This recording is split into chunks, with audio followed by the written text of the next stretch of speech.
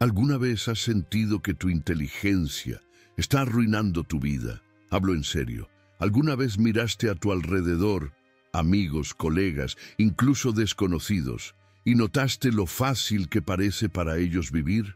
No piensan demasiado, no calculan cada paso, simplemente siguen el guión: escuela, matrimonio, hijos, repetir. Mientras tanto tú, con toda tu educación, tu autoconciencia, tu mente que cuestiona, te sientes paralizado, atrapado entre lo que deberías hacer y lo que realmente deseas, preguntándote si estás fracasando en la tarea más básica del ser humano: formar una familia. Déjame decirte algo que casi nadie se atreve a decir en voz alta: tu mente, tu mayor don, también puede ser tu prisión. En este video voy a mostrarte por qué las personas inteligentes, reflexivas y educadas suelen quedarse atascadas cuando se trata de tener hijos. ¿Por qué sigues diciéndote: aún no estoy listo, o quizá algún día, mientras el tiempo se te escurre entre los dedos? Vamos a sumergirnos en la psicología, la filosofía y hasta en el propio Darwin para desenterrar la incómoda verdad detrás de este paradójico fenómeno evolutivo. Y lo más importante, cómo romper los patrones que te están frenando. Porque esto no se trata solo de hijos, se trata de propósito, de dirección, de recuperar tu vida antes de que el miedo a equivocarte te impida tomar cualquier decisión. Pero antes de continuar, quiero pedirte algo. La mayoría de las personas que ven estos videos no están suscritas al canal. Y está bien, pero significa que se pierden contenidos que podrían acelerar su transformación personal. Este canal no es solo entretenimiento, es un espacio continuo para quienes quieren crecer de verdad. Así que tómate un segundo, haz clic en suscribirte ahora. No sigas siendo un espectador pasivo de tu propia historia, porque al final de este video verás tu vida y tu futuro con una claridad que quizá nunca antes tuviste. Y una vez que lo veas, ya no podrás ignorarlo. Empecemos. Hay una pregunta que tarde o temprano inquieta a cualquier observador curioso del mundo moderno. ¿Por qué parece que, a medida que las personas se vuelven más educadas, más reflexivas y sí, más inteligentes, tienden a tener menos hijos, o incluso ninguno? No es una impresión aislada ni una excepción anecdótica. Es un patrón global que atraviesa culturas, religiones y sistemas económicos. Y lo más curioso, lo que realmente da para pensar, es que este fenómeno parece contrariar la lógica evolutiva que nos enseñaron desde pequeños. Si la inteligencia es una ventaja adaptativa, ¿no deberían los más inteligentes dejar más descendencia? Tomemos por ejemplo Corea del Sur, un país que en apenas unas décadas pasó de ser rural y empobrecido a una potencia tecnológica con niveles altísimos de educación. Pero este salto vino acompañado de una de las tasas de natalidad más bajas del planeta, al punto de encender alarmas gubernamentales. Mujeres altamente instruidas, con títulos de maestría o doctorado, simplemente no están teniendo hijos, no porque no puedan, sino porque no quieren o no lo ven como una opción viable dentro de su proyecto de vida. Y esto no se limita a Asia.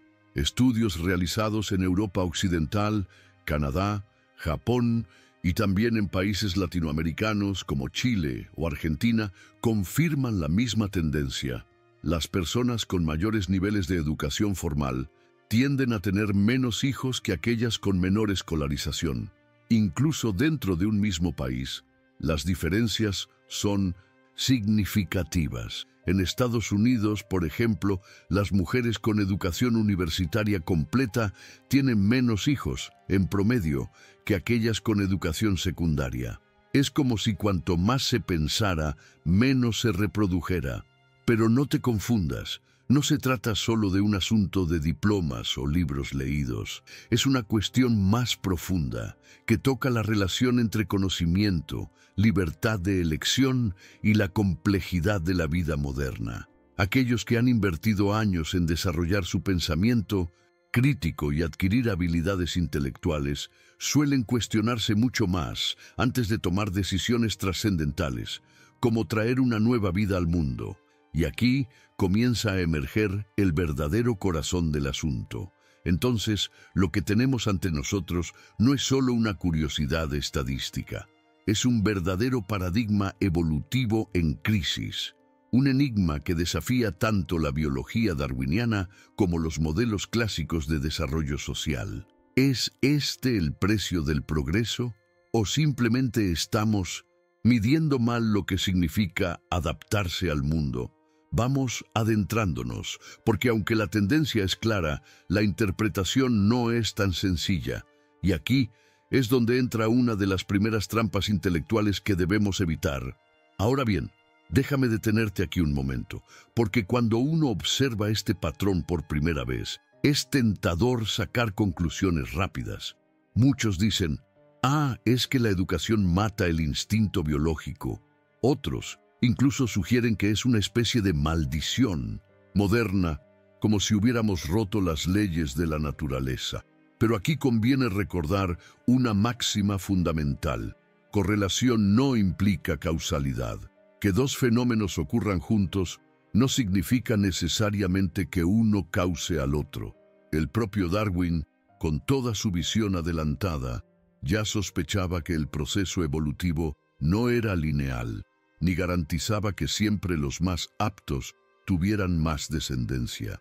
La selección natural, decía, actúa sobre el contexto. En entornos donde la supervivencia depende de la fuerza o de la astucia, esas cualidades florecen, pero en sociedades complejas y tecnológicas el concepto de aptitud se vuelve mucho más difuso. Así que no estamos ante una ley biológica inmutable, más bien es una expresión de las tensiones entre nuestra biología ancestral y las nuevas reglas de juego culturales. Eso ya cambia la pregunta, ¿no? No se trata de buscar culpables, sino de entender por qué, en esta etapa de nuestra evolución, la inteligencia parece enfrentarse a un desafío inesperado. Y en esa dirección es donde conviene mirar ahora con lupa las verdaderas fuerzas que están moldeando nuestras decisiones. Hay algo que muchos olvidan cuando intentan entender por qué la gente más educada tiene menos hijos. El enorme peso de los factores socioeconómicos. Y aquí quiero invitarte a mirar la realidad con ojos más atentos, como quien acompaña a un amigo a reconocer un patrón que siempre estuvo ahí, aunque nadie lo nombraba del todo. Criar un hijo hoy no es, ni de lejos, lo mismo que hace 100 años. Los costos se han disparado, y no me refiero solo al dinero, aunque eso ya sea intimidante. Alimentación, ropa, educación de calidad, atención médica, actividades extracurriculares, todo suma y nunca parece suficiente. En ciudades grandes como Madrid, Ciudad de México o Seúl, el gasto por niño puede llegar a cifras impensables para generaciones anteriores. Y esto no es solo una anécdota.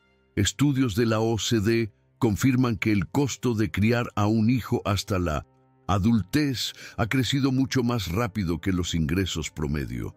Pero hay algo más sutil que pesa aún más sobre las personas con más formación académica. Después de todo, quienes dedican años a formarse suelen invertir también en una carrera profesional. Y esa carrera, muchas veces, es exigente, competitiva, demandante en tiempo y energía.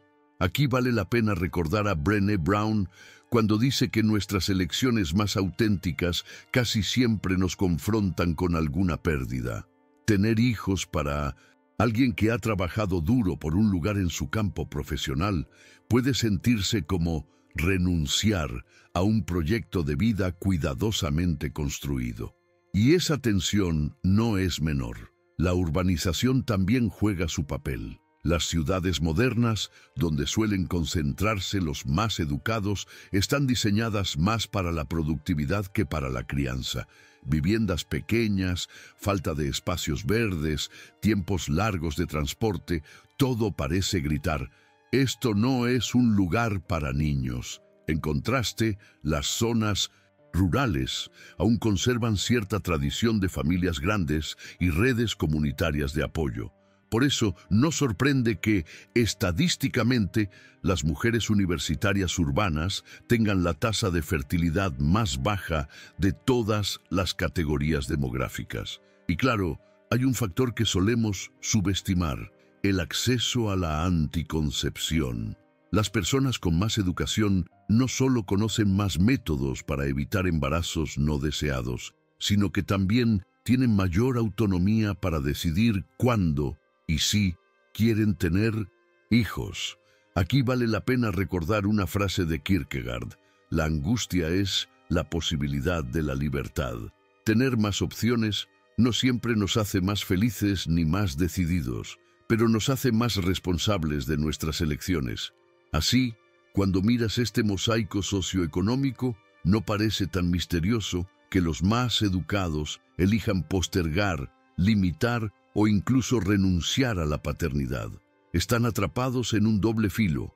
Por un lado, valoran el significado de traer vida al mundo, pero por otro, son muy conscientes de las dificultades y los sacrificios que implica. Y es que ser consciente, como enseñaba Jung con su idea de la sombra, no siempre trae alivio. A veces, lo que uno ve en la sombra lo empuja a dudar y postergar. Quizá aquí haya una enseñanza práctica para ti, si me lo permites. Más allá de las presiones económicas o las expectativas sociales, vale la pena sentarse en silencio y preguntarse qué es lo que realmente quieres tú, en tu caso particular. Tal vez la respuesta no sea fácil ni inmediata, y eso está bien. Como diría Epicteto, lo importante no es que el camino sea cómodo, sino que sea auténtico. Pero no nos quedemos solo aquí, porque además de estas condiciones externas, también hay un universo interno, una psicología profunda, que influye en nuestras decisiones más íntimas. Y allí es donde dirigiremos ahora la mirada. Ahora quiero que hagamos un pequeño viaje hacia adentro, porque más allá de las condiciones externas, dinero, carreras, ciudades, hay algo que sucede en la mente y el corazón de quienes toman la decisión de no tener hijos. Y aquí entra en juego algo que Jung llamaba la sombra colectiva.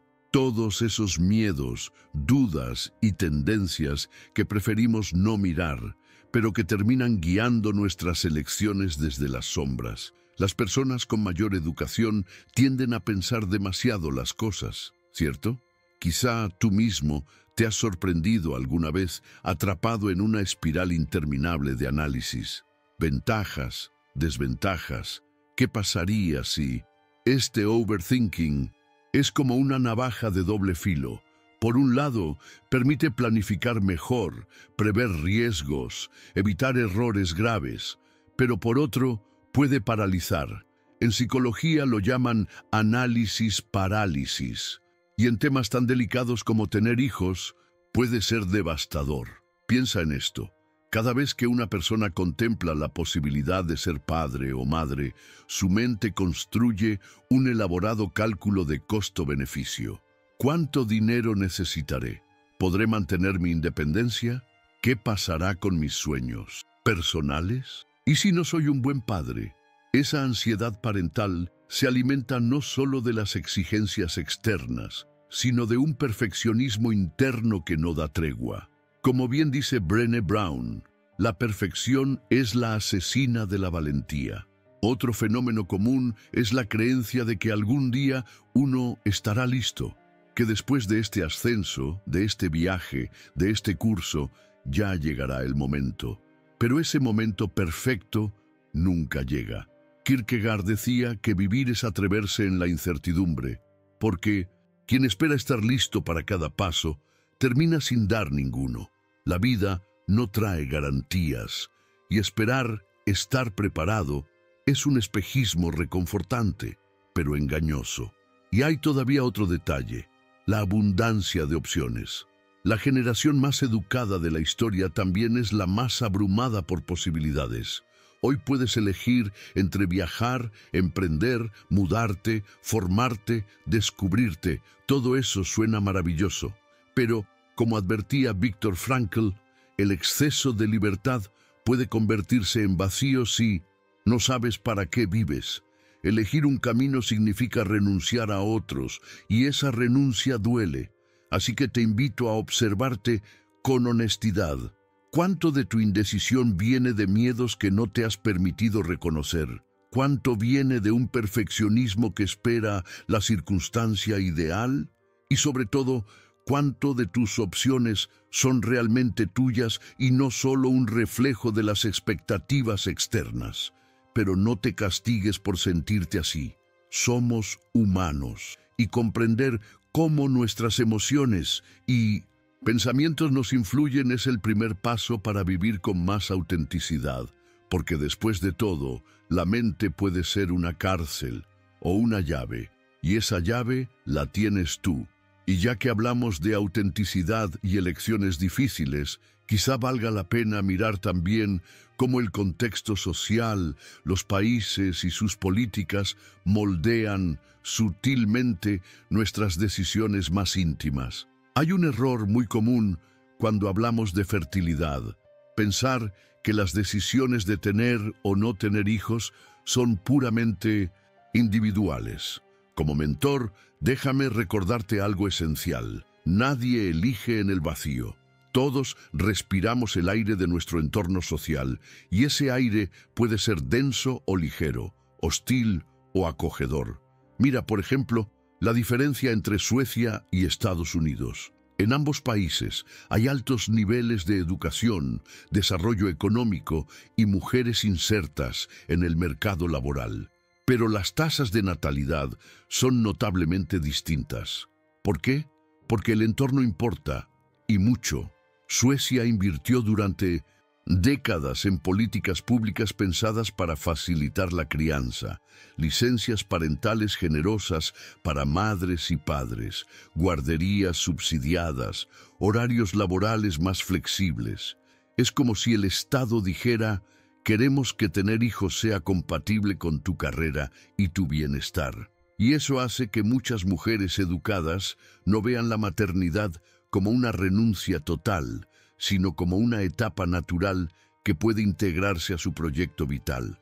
En cambio, en Estados Unidos, las políticas son más escasas y fragmentadas. La licencia por maternidad es corta, muchas veces no remunerada. Los costos de cuidado infantil son prohibitivos. La flexibilidad laboral depende del empleador. El mensaje implícito es: arregla tú sola cómo compatibilizar tus sueños y tus hijos. Y en ese clima, no sorprende que muchas personas decidan postergar o renunciar a ser padres. Epicteto decía que no importa tanto lo que elijas, sino que seas consciente de las condiciones en las que eliges. Reconocer cómo la cultura, las leyes y las políticas públicas influyen en nuestras decisiones no nos quita responsabilidad, pero nos da perspectiva. Quizá la pregunta no sea solo ¿quiero hijos?, sino también ¿qué tipo de sociedad quiero que los reciba? Y ya que hablamos de perspectiva, hay otro aspecto profundo que suele pasar desapercibido: cómo el ambiente en el que crecemos no solo influye en nuestras decisiones, sino incluso en nuestra propia inteligencia. Aquí quiero proponerte una reflexión sencilla pero poderosa. La inteligencia no es algo fijo, ni limitado a un número llamado IQ. Daniel Goleman nos enseñó que también existe la inteligencia emocional, esa capacidad de comprenderse y conectarse con los demás. Howard Gardner habló de múltiples inteligencias: lógico-matemática, lingüística, interpersonal, corporal, tantas formas distintas de ser inteligente. Y todas ellas dependen en gran medida del ambiente en que crecemos. La nutrición adecuada durante la infancia, la calidad de la educación, el acceso a la salud física y mental. Todo eso moldea nuestra cognición. No nacemos con una mente esculpida en piedra. Somos barro que se moldea poco a poco. Así que Al pensar en las generaciones futuras, conviene recordar: no basta con traer niños al mundo.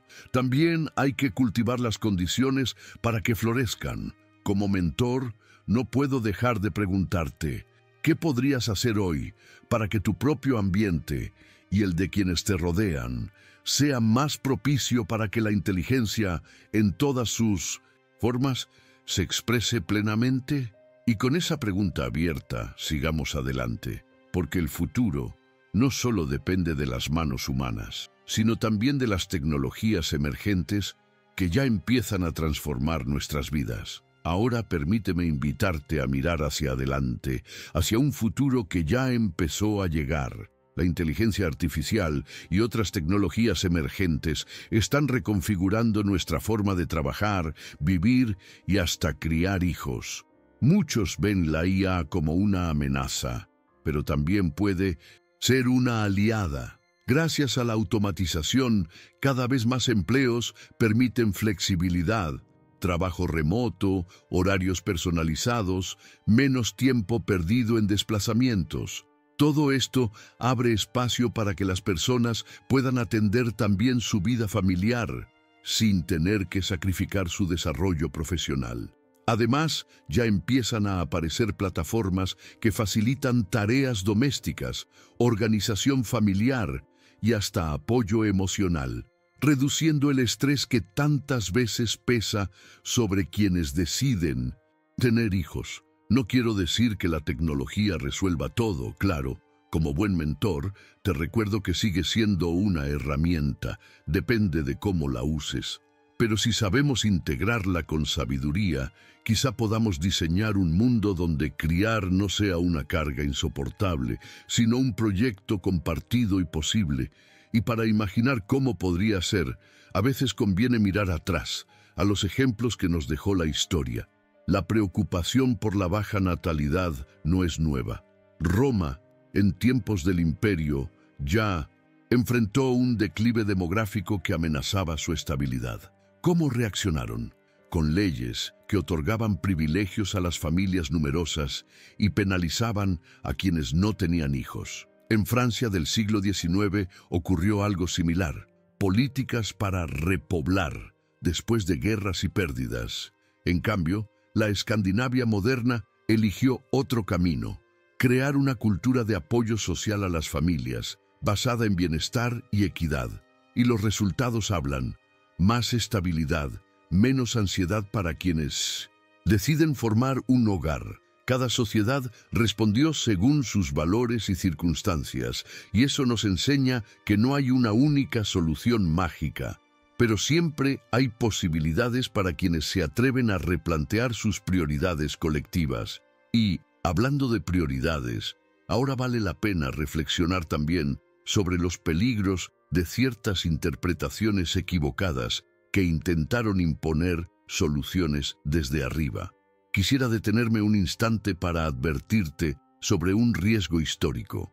Las ideas eugenésicas que intentaron mejorar la especie humana, seleccionando quién merece reproducirse y quién no. Estas teorías no solo son pseudociencia, sin base genética real, sino que también son profundamente antiéticas. En su peor forma, justificaron atrocidades y discriminación.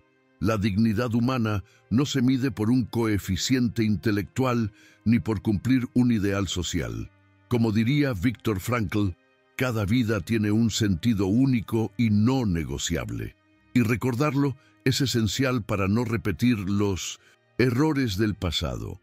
Ahora bien, desde esta comprensión de dignidad y libertad, surge la pregunta: ¿qué políticas públicas y cambios culturales podemos construir para apoyar a quienes sí desean tener hijos? Aquí, amigo mío, es donde pasamos de la reflexión a la acción. Si queremos un mundo en el que las personas puedan elegir la maternidad o la paternidad sin sentirse atrapadas ni renunciar a sí mismas, necesitamos propuestas concretas. Primero, políticas laborales más humanas, licencias parentales largas, equitativas entre hombres y mujeres y remuneradas. Esto envía un mensaje claro: criar hijos no es un obstáculo, sino un aporte valioso a la sociedad. Segundo, un sistema de guarderías accesible y de calidad, que libere a los padres de la angustia económica y permita mantener su desarrollo profesional. Tercero, más flexibilidad laboral. Si el trabajo remoto y los horarios adaptados se aplicaron durante una pandemia global, ¿por qué no convertirlos en norma para quienes tienen familias? Pero no basta con leyes. También necesitamos un cambio cultural profundo, dejar de ver la crianza como una carga individual y empezar a valorarla como una contribución colectiva. Reconocer que cada niño bien cuidado es una inversión en el futuro. Y aquí un consejo personal: cada uno puede ser agente de esa transformación, aunque sea en su entorno cercano. Valora y apoya a quienes deciden ser padres. No los hagas sentir culpables por elegir distinto. Y si un día tú mismo decides dar ese paso, hazlo desde la libertad y no desde la presión externa. Porque al final, lo importante no es solo qué mundo heredan nuestros hijos, sino qué hijos le heredamos al mundo. Y con esa idea, llegamos al momento de una reflexión más íntima y filosófica sobre lo que realmente significa esta conversación para ti. Y ahora, al final de esta pequeña jornada juntos, te invito a detenerte y respirar. Hemos hablado de cifras, historia, psicología, cultura, pero al final, todo esto trata de algo mucho más humano: la diversidad de quienes somos y las formas infinitas en que podemos contribuir al mundo. No todos estamos llamados a lo mismo, y eso está bien. Como enseñaba Jung, cada uno debe recorrer su propio camino hacia la individuación, integrando sus luces y sus sombras, sus deseos y sus miedos. Algunos encontrarán sentido en la crianza, otros en crear, cuidar, enseñar, servir, y todos son caminos legítimos. Entonces me pregunto, y te pregunto, ¿qué crees tú que podemos hacer como sociedad y como individuos para que quienes desean tener hijos puedan hacerlo sin miedo ni culpa? ¿Y cómo podemos, al mismo tiempo, seguir valorando a quienes eligen otras formas de dejar huella? Esa respuesta no la encontrarás aquí, escrita por mí. La respuesta está en ti, en tu capacidad de mirar dentro y decidir con autenticidad qué mundo quieres construir y qué papel quieres jugar en él. Así que, querido amigo, ¿por dónde empezarás tú? ¿Y tú? ¿Crees que la inteligencia realmente complica la decisión de tener hijos, o simplemente revela verdades que los demás prefieren ignorar? Quiero leerte. Cuéntame en los comentarios qué opinas de todo esto y si alguna vez te sentiste atrapado en este dilema. Tu experiencia puede inspirar a otros que están pasando por lo mismo. Y no olvides suscribirte al canal y activar las notificaciones ahora mismo para no perderte los próximos contenidos que pueden transformar tu manera de pensar y vivir. Cada video está pensado para ayudarte a dar un paso más hacia tu mejor versión. Por cierto, no te vayas sin ver el siguiente video recomendado que ya está apareciendo en tu pantalla. Te aseguro que será el complemento perfecto a esta reflexión de hoy. Un abrazo grande y nos vemos en el próximo.